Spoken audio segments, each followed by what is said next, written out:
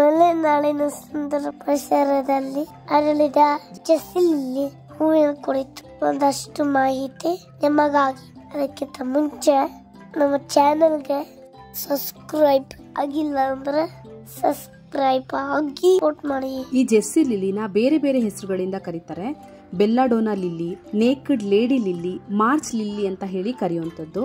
ಇದರ ನೇಟಿವ್ ಬಂದು south Africa. ಈ ಹೂನ ನೀವು ನೋಡ್ತಾ ಇರ್ಬೋದು, ಕೆಳಗಡೆ ಎಲೆ ಇದೆ.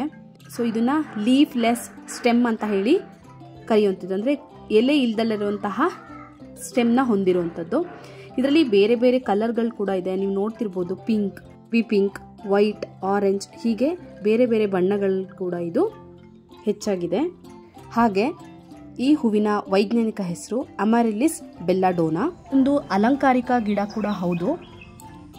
ಹಾಗೆ ಇದರಲ್ಲಿ ಒಂದು ಆಲ್ಕಲೈಡ್ ಸಿಗುತ್ತೆ, 1,4-D ಹೈಡ್ರಾಕ್ಸಿ 3-ಮಿಥಾಕ್ಸಿ ಪವೆಲ್ಲಾ. ಸೊ ಈ ಆಲ್ಕಲೈಡ್ನ ಪ್ಲಾಸ್ಮೋಡಿಯಾ ಫ್ಲಾಸಿಪ್ಯಾರಮ್ನಿಂದ ಕಾಸುವಂತಹ ಮಲೇರಿಯಾಗೆ ಯೂಸ್ ಮಾಡ್ತಾರೆ. ಹಾಗೆ ಕೆಲವೊಂದು ಟ್ಯೂಮರ್ಸ್ಗಳಿಗೆ ಕೂಡ ಯೂಸ್ ಮಾಡ್ತಾರೆ ಎಕ್ಸ್ಟ್ರಾಕ್ಟ್ನ. ಹಾಗೆ ಈ ಫ್ಲವರ್ ಸ್ಟಾಕ್ನ ಕಟ್ ಮಾಡಿಕೊಂಡು ಇಂಡೋರ್ ಡೆಕೋರೇಷನ್ಗೆ ಕೂಡ ಇದನ್ನು ಬಳಸ್ತಾರೆ. ಹಾಗೆ ಇದು ಹೆಚ್ಚಾಗಿ ಬೀಸ್ನ, ಬಟರ್ಫ್ಲೈಸ್ನ ಹಾಗೆ ಅದರ್ ಪಾಲಿನೇಟರ್ಸ್ನ ಅಟ್ರಾಕ್ಟ್ ಮಾಡುತ್ತೆ. ಯಾಕಂದರೆ ಇದರಲ್ಲಿ ಹೆಚ್ಚಾಗಿ ನೆಕ್ಟರ್ ಇದೆ.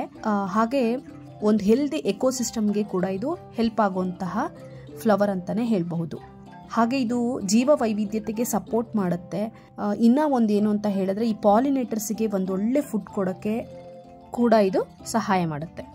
ಈ ಹೂವಿಂದ ಸಿಗುವಂತಹ ಅಟ್ರೋಪಿನ್ ಮತ್ತು ಸ್ಕೋಪೋಲೆಮೈನ್ ಅನ್ನೋ ಎಕ್ಸ್ಟ್ರಾಕ್ಟ್ಗಳು ಔಷಧಿಗಾಗಿ ಬಳಸ್ತಾರೆ.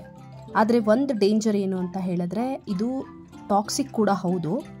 ಆರ್ನಮೆಂಟಲ್ ಅಂದರೆ ಅಲಂಕಾರಿಕವಾಗಿ ಬಿಟ್ಟು ಬೇರೆ ಯಾವುದೇ ಪಾರ್ಟ್ನ, ಅಂದರೆ ಈ ಗಿಡದ ಯಾವುದೇ ಪಾರ್ಟ್ಗಳನ್ನ ಹಾಗೆ ಬಳಸೋದು, ಅಂದರೆ ತಿನ್ನೋದಾಗಿರ್ಬೋದು, ಹಚ್ಚೋದಾಗಿರ್ಬೋದು ಮಾಡೋದು ಸ್ವಲ್ಪ ಡೇಂಜರಸ್ಸು.